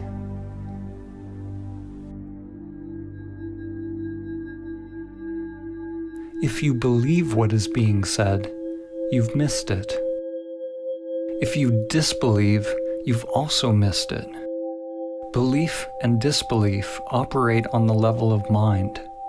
They require a knowing. But if you enter into your own investigation, examining all of the aspects of your own being, finding out who is doing the investigating, if you're willing to live by the principle, not my will, but higher will be done, if you're willing to travel beyond all knowing, then you may realize what I've attempted to point towards. Only then will you taste for yourself the profound mystery and beauty of simply existing. There is another possibility for life. There is something sacred, unfathomable, that can be discovered in the still depths of your being, beyond concepts, beyond dogmas, beyond conditioned activity and all preferences.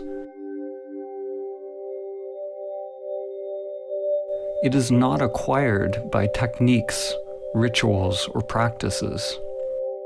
There is no how to get it. There's no system. There's no way to the way.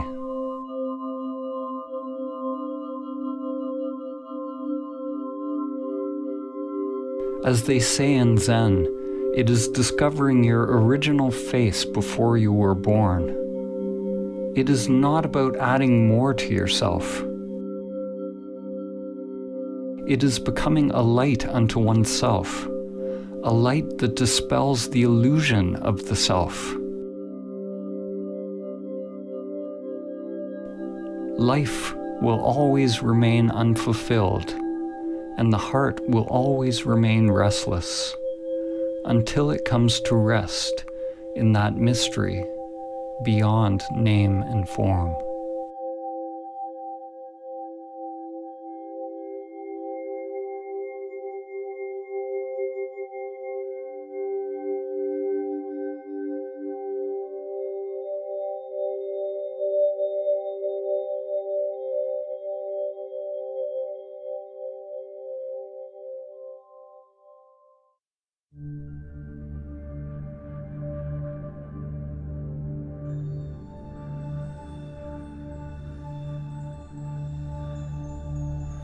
Om Shri Lakshmi Swaha Swaha Om Shri Lakshmi Swaha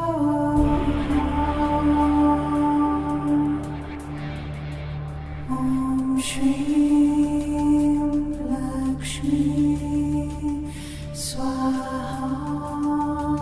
Swaha Om Shri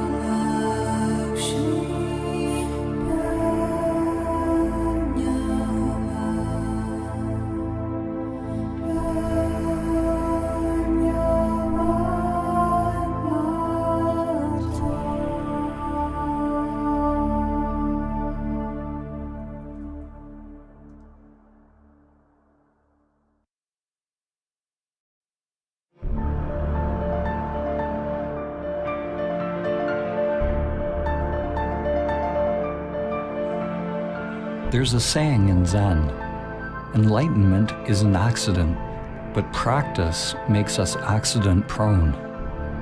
In this film, we will examine the mechanisms by which one becomes accident-prone.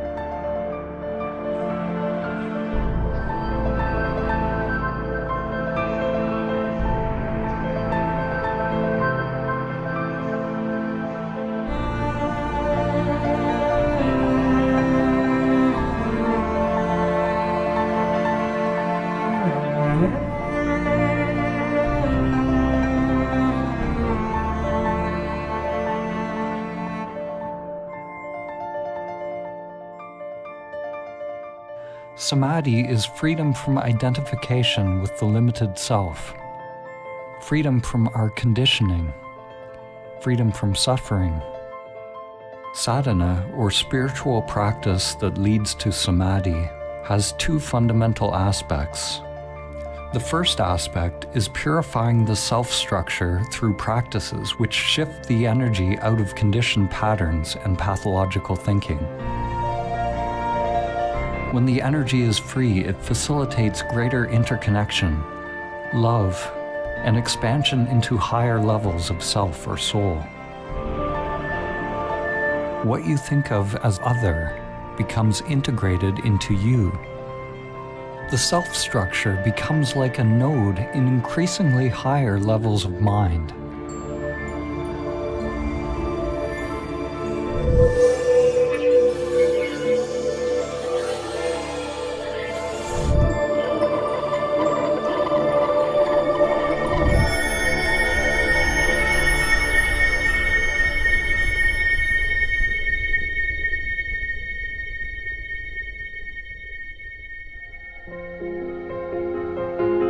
The paradox is that any practices we use to become free of the unconscious conditioning are themselves conditioned. At a point, all techniques, all concepts, and all doing, all attempts to realize samadhi have to be let go of. A meditator cannot awaken. A self-structure cannot awaken. It can only give up egoic control, reactions, and preferences, which lays the groundwork and inner rewiring for staying awake on the gross, subtle, and causal levels.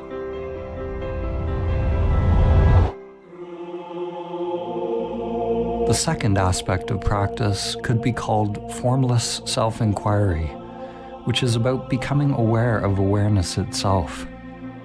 Waking up to the realization that all levels of self or soul are ultimately empty. Like the wings of a bird, these two aspects of sadhana, mindfulness and mind emptiness, carry one towards samadhi, the collapse of all duality.